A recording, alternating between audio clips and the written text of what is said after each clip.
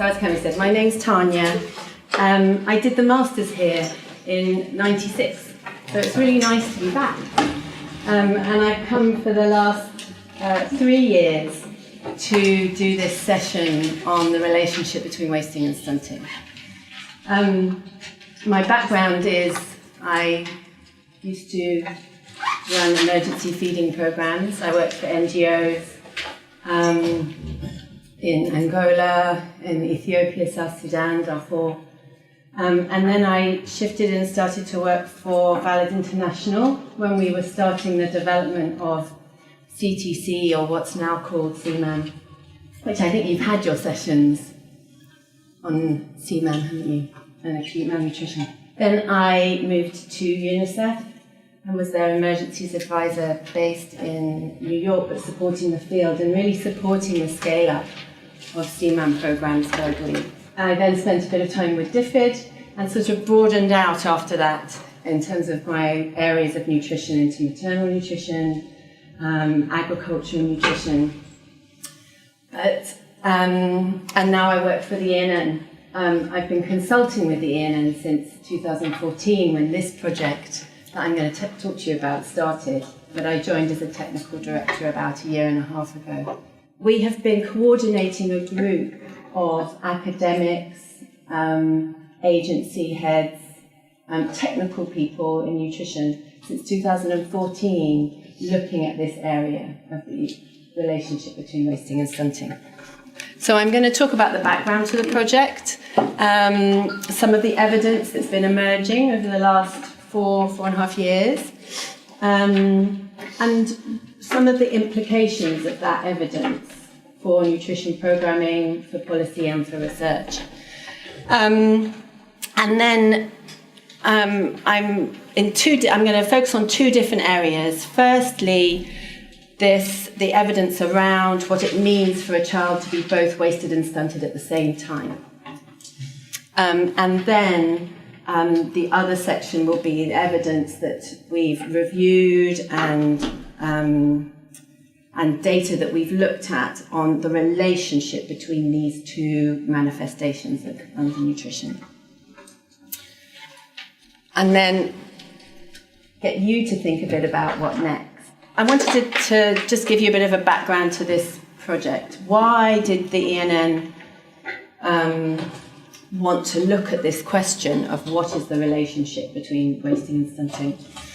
Back in 2013, we did a review of financing for CMAM to look at what were the main sources of financing with a view to how this program was going to continue to scale up globally. And really what that review highlighted was that most of the funding for CMAM was emergency funding, short-term humanitarian funding. Very different from most of the funding that went to stunting prevention, where it was long-term, multi-year donor funding. So there was that element. That's really where we came to it. And also, if you look in the Lancet 2008 series on maternal and child nutrition, or the 2013 series as well on maternal and child nutrition, both of those series deal with wasting and stunting in a very separate way. Also, if we look at World Health Assembly targets, they're separate for wasting and stunting. And really we wanted to ask the question of whether this was really justified, this big separation between these 2 forms of undernutrition in terms of how the nutrition community deals with them, measures them, and deals with them. And ask ourselves the question, is that the most effective way of operating? So we started off with doing a bit of a look at the literature. And one of the things that came up when we did that at the beginning of 2014 was that there'd been this American Society of Nutrition conference in 2012, which was published in the American Journal of Clinical Nutrition, all the papers for this conference. And the editors there was a very good editorial to that series of papers in which the editors, this is a quote from the editors, "Little is known about how children progress from one manifestation of undernutrition to another as they grow older, nor how our intervention strategies need to consider the potential overlap between these types of undernutrition." And in some senses, that is still the case. But we would hope that through this project, we've moved forward a bit in our understanding of exactly these elements. Okay, so this is the wasting and stunting. We call it the Wast project. You know, in nutrition, we're slightly obsessed with acronyms. So here's another one. I apologize. What we started by doing was setting up a technical interest group. And this was made up of interested people, basically, from academia, also from UN agencies, NGOs,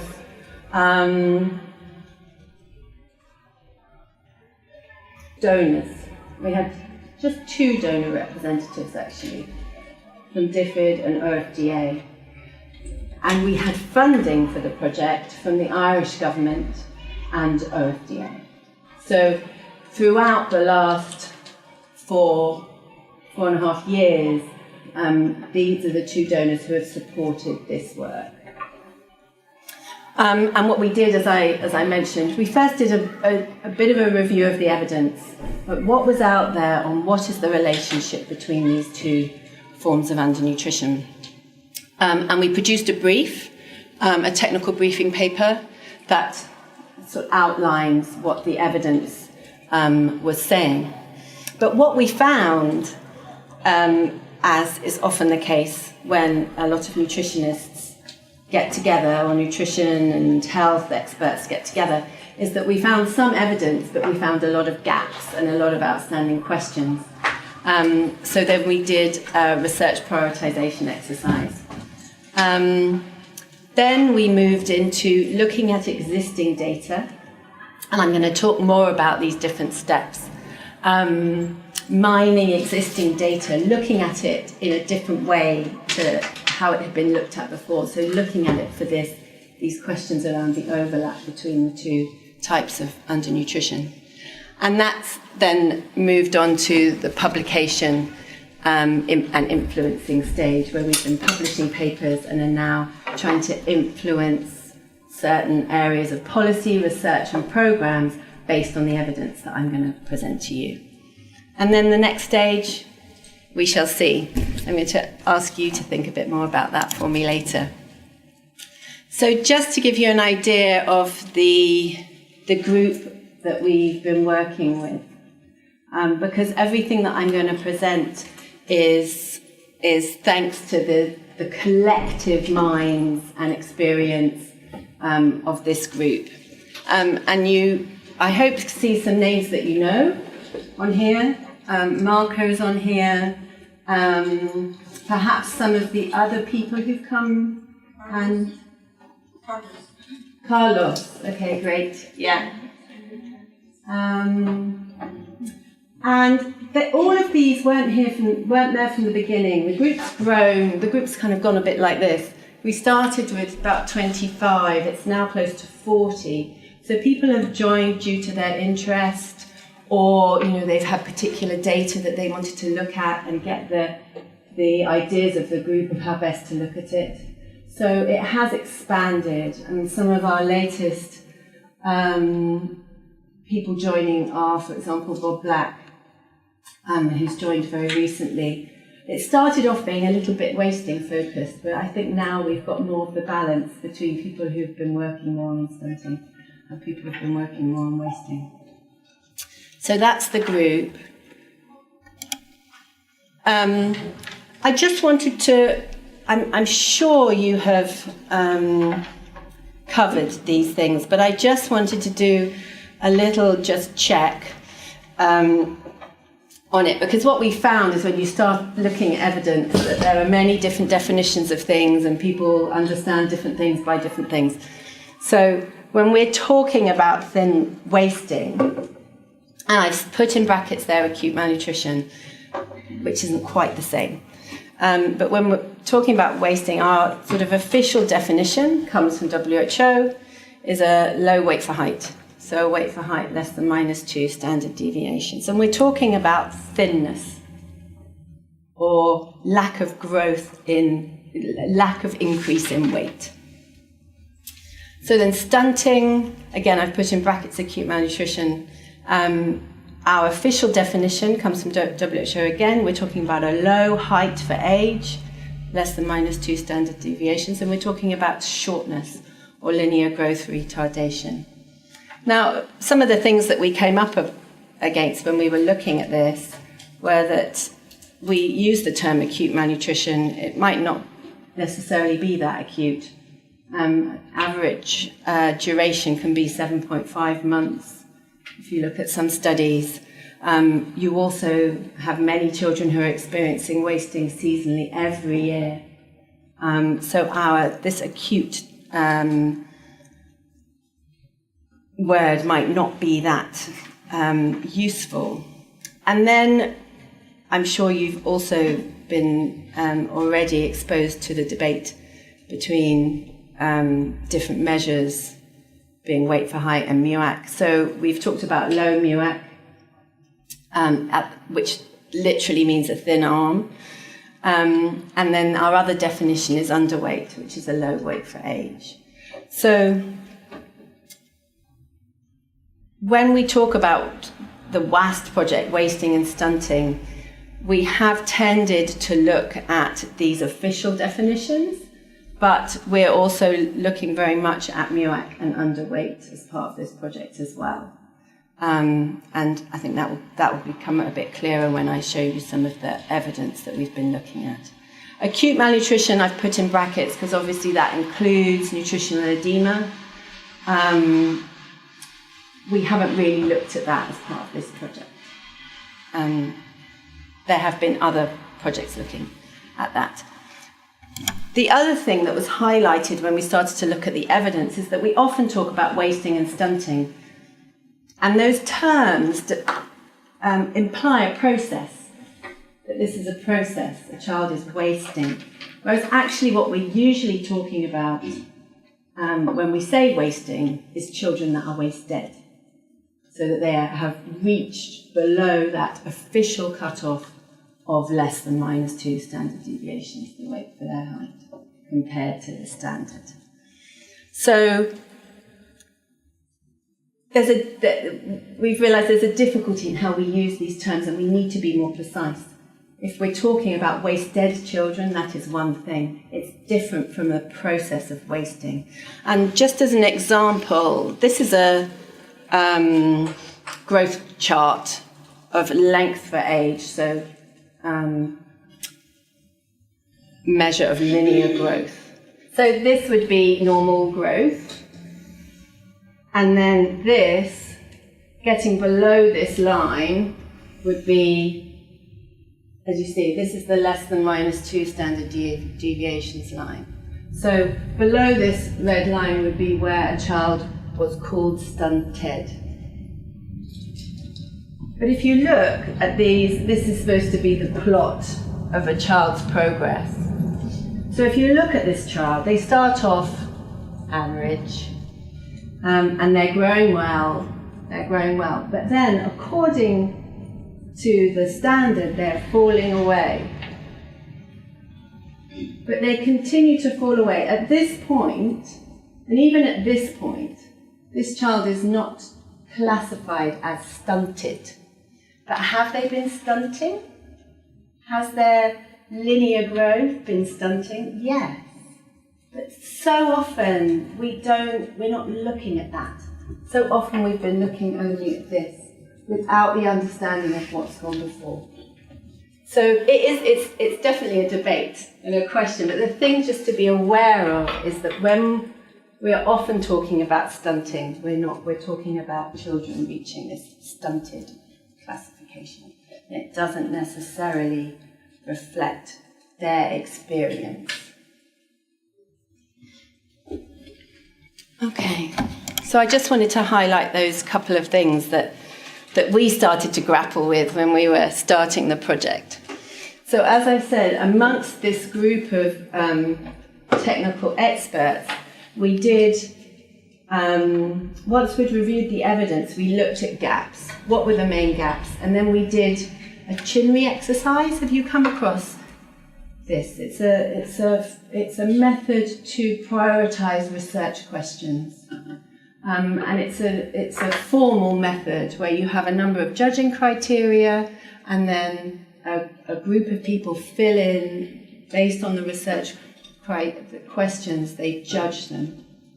A big chinry exercise was done for MAMI, the management of acute malnutrition in infants, which I think you might have had a session on.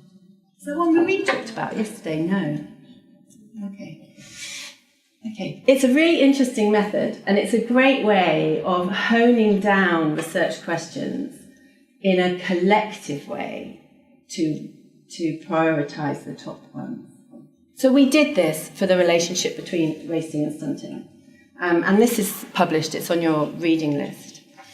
And a number of questions, these are the top 10 research questions that came up with respect to the relationship between wasting and stunting. There were many questions that came up, but these were the top 10. But the majority of these, we realised, needed large-scale trials or intervention studies to answer. And in this project, we simply did not have the funding to do that.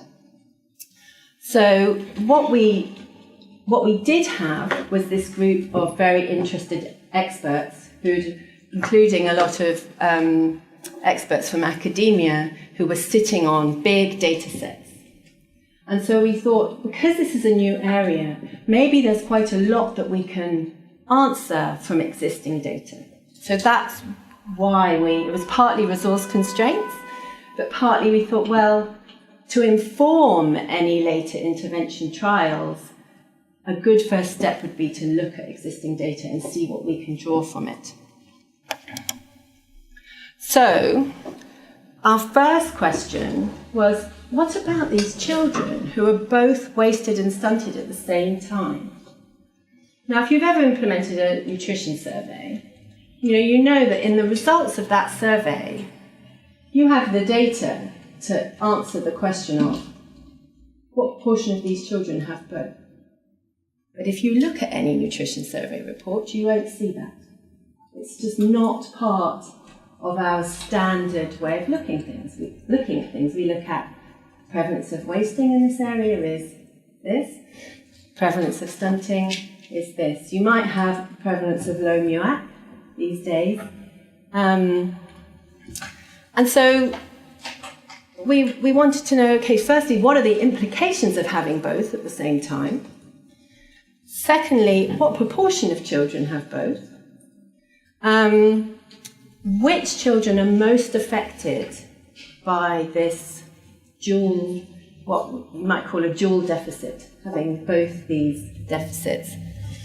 And how, and are we identifying them? Or how could we identify them in our existing types of programs that we're implementing, both in, and this is I'm not sure what textbook this is from. This is from an old textbook, which recognises that there are these children who are both wasted and stunted, but not really much more than that. We didn't know very much more about them than that they may exist. In our review of the literature, one of the really striking papers that we came across, which was from 2013, was this paper by Christine MacDonald and others, including Bob Black, in fact, where they took 10 mortality cohort studies. So these were old studies. These were studies where children were tracked over time and not treated. So the sort of study that would not be ethical now. So even in those studies when a child became severely wasted or moderately wasted or severely wasted, they weren't treated. So these are from some of them go back to the 60s, 70s, 80s, these studies. And they're from a range of countries. So you've got African countries in there, you've got Asia, and you've also got Latin America. So 10 different country cohorts. And they did an analysis, really the only one that we found in our review of the literature that looked at what they called multiple deficits. So what it meant for children to have more than one anthropometric deficit. What was the implication of that for their mortality risk? The most striking thing you can see here is that the multiple deficits column, mortality risk, is vastly higher than the single deficits. And so these are children who are wasted, stunted, and underweight. I'll come back to that underweight bit in a minute, but the key thing to note that we took from this was, gosh, it looks like the more deficits mean a higher mortality risk. Now, the same group of authors have another paper where they looked in a more traditional way at mortality risk by severe wasting, moderate wasting, according to weight for height. And this risk of the wasted, stunted, and underweight child is about 12.3 times the risk of a healthy child. So 12.3 times the risk of dying. Now, if you look at severe wasting, so these are the children that we treat therapeutically currently. From their data, they get 11.6. So this is a level of risk on a par to the level of risk of children that we've identified need therapeutic treatment. But these are any wasting, any stunting. So these are the -2s, not the -3s. They're all together. This is any level of wasting at the same time as any level of, I should say, wastedness and stuntedness, in fact. So any -2s. So this we found very, not shocking, but just very important. So this indicates that the implication of being wasted and stunted is quite large in terms of mortality risk. So then we wanted to ask the question of, okay, but how big is this problem?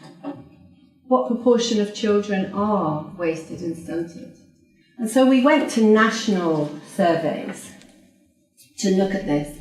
DHS surveys, so national DHS surveys, or also mixed surveys, which are the type of national surveys that are implemented by UNICEF. I don't know if you've come across them.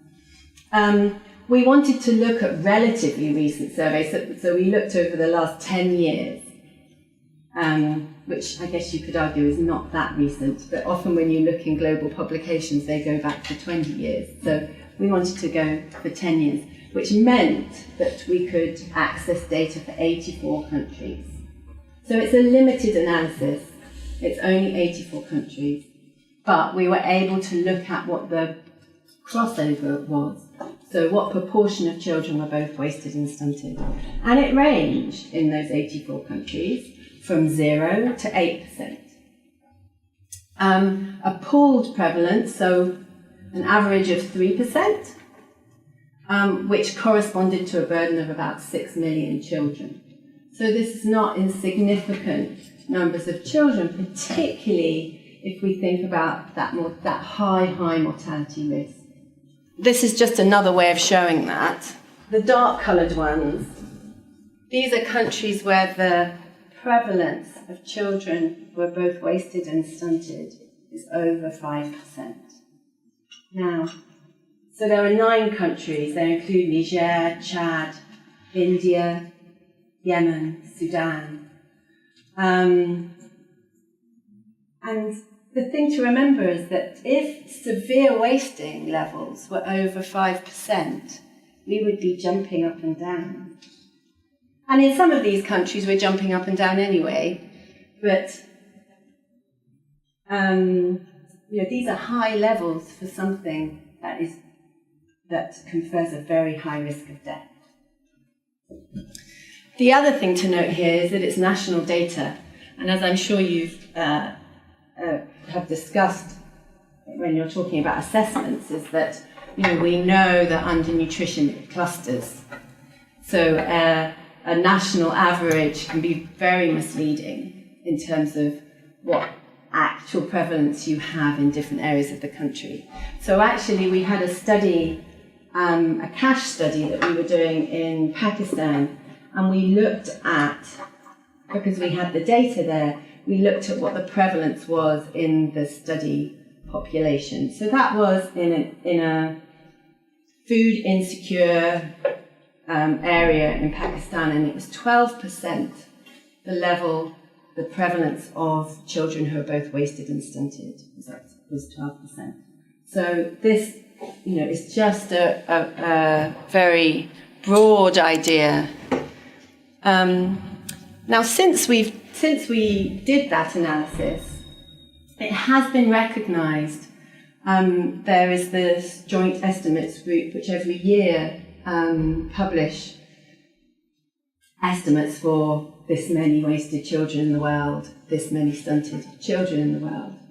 As a result of this analysis, this little bit came in that we were at the time pleased. It was at least a recognition that there are these children who are stunted and wasted, but we still didn't know globally what the burden was.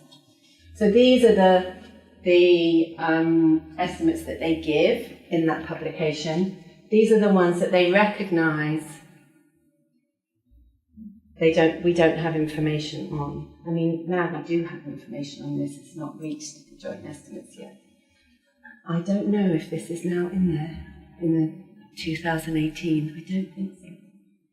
Yeah? I'm wondering if part of the hesitation is not necessarily, maybe the question wasn't being asked, but then once it's kind of being brought to light, already estimates, and especially for stunting, are so complicated, and I would argue the quality of stunting data, especially at national level and DHS, etc., are not as rigorous as they could be for wasting. So putting the two together, are you compounding the problem of overestimation and error, and I'm just wondering how that fits into kind of... It's a good question, isn't it? Do you end up with double the error, or is it just the same amount of error? It's a statistician's question, isn't it? Yeah. But is that something that was looked at in terms of trying, when you're estimating, or looking at the survey data that was being used for both stunting and wasting? I mean, I'll show you. We started then to look at different types of data for this. So smart surveys, for example, where you have a bit more confidence in the quality of the anthropometrics. So no, it's absolutely true. I'm not sure that has been part of the hesitancy. I think it's just these structures, the joint estimates is World Bank, UNICEF and WHO. These structures take time to shift. They're shifting, but I think it was more of a just time thing. And is this really important? Which, as I said, up until about 6 months ago, quite a lot of these papers that we've been working on were still not published. So we were presenting them, but still not published. So, it is still a shifting area.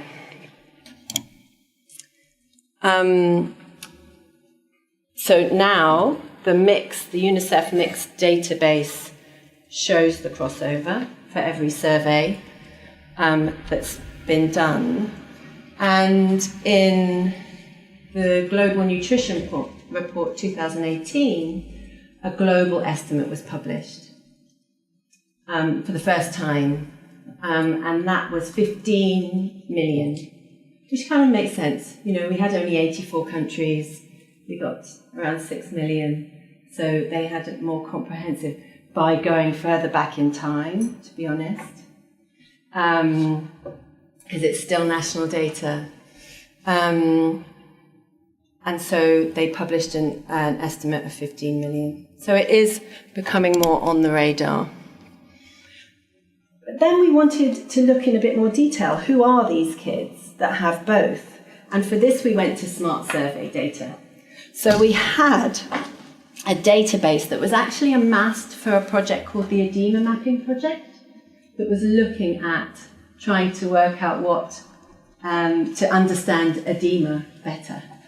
And so that project had amassed this big database of smart surveys, which is basically about 2,500 surveys, 1.7 million children represented in these smart surveys, and 51 different countries. So these were surveys, nutrition surveys.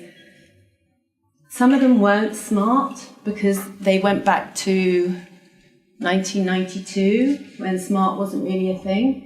So they were the old-fashioned 30-30 cluster surveys that we used to do in emergencies that have morphed into the smart surveys. And so these are mostly from contexts where there are high levels of malnutrition, because that's the reality of where these surveys are done. So it is a slightly skewed data set. And what we found from this was that, so this is an age pyramid. And so what we found was that these children who are both wasted and stunted, they're more likely to be younger. So this is the younger bands.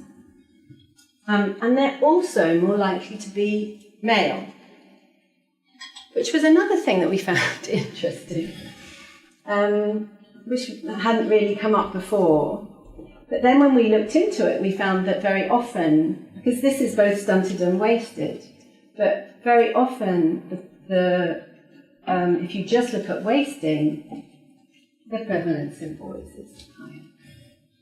So this was also something new, a new question. So then, if you remember back to that slide from the McDonald paper that made us worried about these children because they seem to be at very high risk of dying, the group that they had in that paper were wasted, stunted, and underweight. So the question came to us when we were starting to publish some of these results was, well, but maybe it's the underweight part that is making these children at such high risk. If they weren't underweight as well, maybe they wouldn't be. So we looked at that. So for this big database of smart surveys, children's smart surveys, we looked at the crossover. So we looked at underweight, wasted, and stunted, the three categories. And what we found, which kind of surprised us, but then we thought, well, is that not obvious? One of those things. That a child cannot be wasted and stunted and not also be underweight. So this section here, this is 0, because it can't happen. If a child is both stunted and wasted, they must be underweight. And it makes sense, because weight for age, I remember when I was doing my master's, and weight for age was presented as a composite indicator, an indicator that reflects both a level of wastedness and stuntedness, because it's the weight for age. You can be low weight for age because you're short or thin, or a bit short and a bit thin. So it was sort of obvious, but still we kind of had to show it. And we actually went and looked at the references themselves, and it is impossible with the way that the growth references are. It is impossible to find a child who's there. So not only did we not find it in this big database of surveys, but it is actually impossible for a child to be there. So what that meant was that when we're talking about this high 12.3 increased risk of death for a child who's wasted, stunted and underweight, we're actually talking about the wasted and stunted child. So it just simplified our lives a bit in terms of the message. And then one of my colleagues showed us this, which I've titled Things We Forgot to Remember, because he found this old BFJ paper from 1974, where Professor Waterlow, who I'm sure you've come across the protein, energy, malnutrition little book, had showed this. It said, okay, if you have wasting there and stunting there, and this is increased severity coming down here, he had said children who are both wasted and stunted should be a priority. But we'd sort of moved away from it. And I've put there no clear reason why, but definitely as part of the team who were working on the development of CMAN, we were encountering contexts like in Malawi, where we went in to start that program in Malawi, where weight for age, this composite indicator, was being used widely. And we were there saying, no, we need to focus on the wasted child. So this separation had partly gone along with the way programs needed were being focused.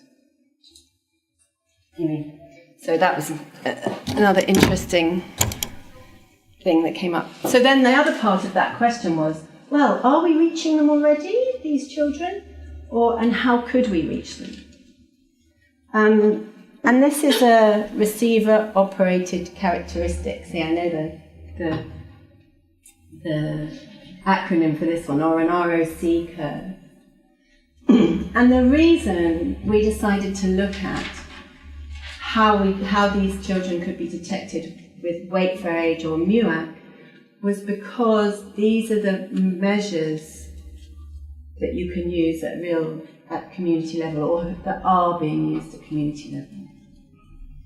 We were recognizing that actually identifying these children by measuring their level of wasting, measuring their level of stunting, and then looking at the overlap was not going to be very feasible if we wanted to identify these high-risk kids and see what they needed in terms of support. Also, because the fact that they're wasted and stunted and weight for age is this composite indicator made us think it might be good at identifying them, which, as you can see, it is. So this line, so this is basically the specificity and sensitivity of the indicator in identifying children who are wasted and stunted. So this line would be chance. So this line would be, you might as well flip a coin and say, oh, this child is Wast, this child isn't. But what this shows that weight for age, and this is at less than -2, so that's the kind of the optimally sensitive and specific cutoff to identify these children. And this is again using this big database of surveys. And you can see MUAC's okay, MUAC's pretty good, but weight for age is so much better because it is a composite indicator. But both detect these children with good sensitivity and specificity. But then we came across to the issue of, okay, but that's just identifying children who are wasted and stunted. But really, what is our priority? We've seen that they are at high risk of death, but are they at the most risk of are they at the highest risk of death? So what we decided to do was go back to some of these mortality cohorts and really look at which children are at most risk, including those who are both wasted and stunted. So for this, we needed a cohort of untreated children so we could look at death, risk of death. In that original paper by MacDonald, one of the cohorts was from Senegal, and we happened to know the PI of that study, and he very generously let us use the data and collaborated on this analysis. So this was 5,000 children. It dates back to the 1980s. They were followed every 6 months for 2 years, and deaths were recorded, and there was very close follow-up to make sure that all deaths were recorded. Having that data meant that we could look at how best to identify risk of death in that cohort, using all our different measures, but particularly being interested in these, including the weight for age, including the MUAC, and looking at Wast. Now this was using the data in Senegal. So this indicated to us that these should be the variables, these should be the measures that we should be interested in. We looked at it in a different way as well, which I find easier. These are the deaths in that data set. And this is the different measures, and these are all of these are the kind of the severe category. So this is MUAC less than 115. This is weight for height Z less than -3. The weight for age one, we were sort of waited to see what the cutoff would be. And then the Wast is the definition of wasted and stunted, which is less than -2 height for age and less than -2 weight for height. And so you can see the numbers of the deaths, the zeros are no deaths, that MUAC, which is what we use for programs to identify the children at most risk of dying for therapeutic feeding, captures a lot of deaths, but not all of them, and definitely not all of the deaths associated with being wasted and stunted. A combination of MUAC and weight for age identifies them all. Now, that's if you use a weight for age cutoff of less than -2.8. If you use less than -3, one pops into here. So you have a death in the weight for height category. So there's been this ongoing debate about how possible it is to use weight for height and get coverage in CMAN programs.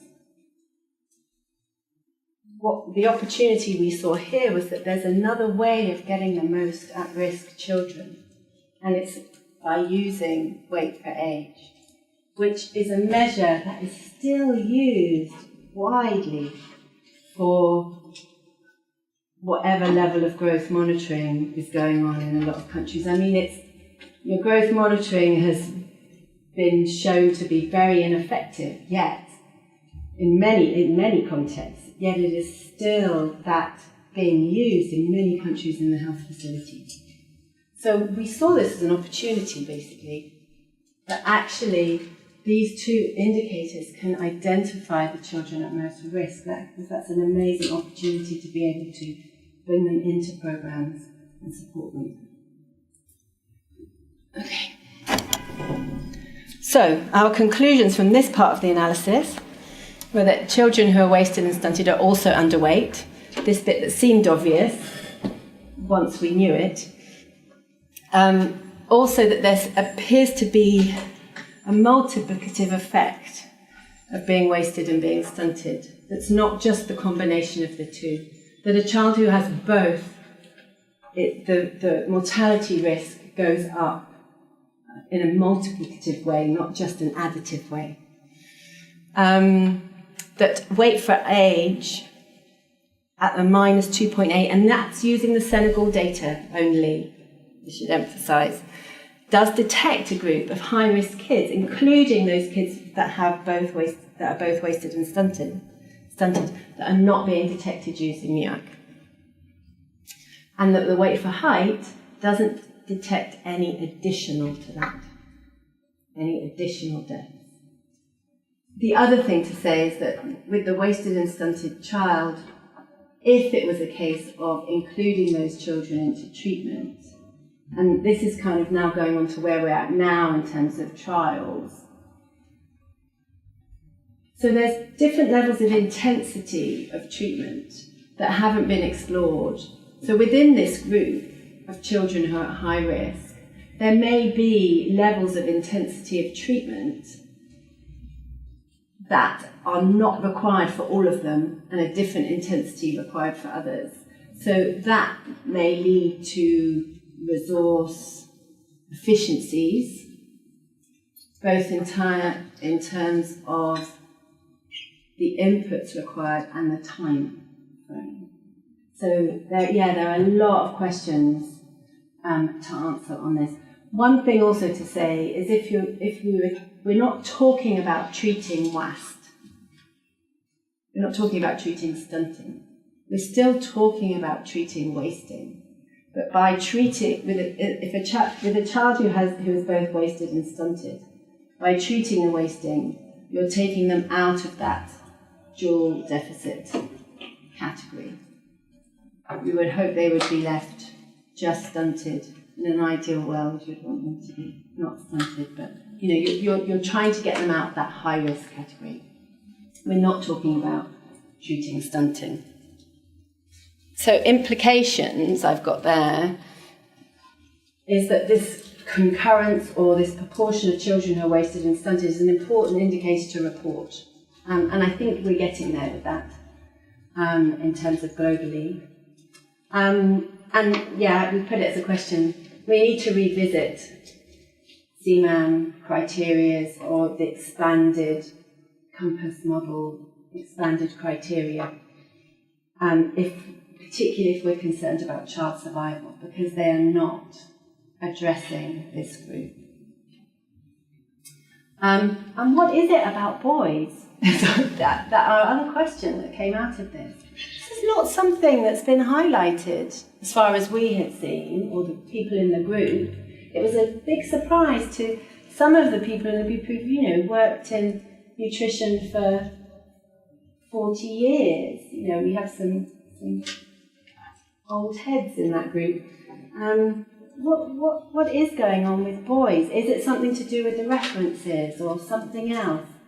And actually a PhD student here is working on this now, Susan Fuller. I don't know if you guys have come across her, but she's now doing her PhD looking at exactly that question.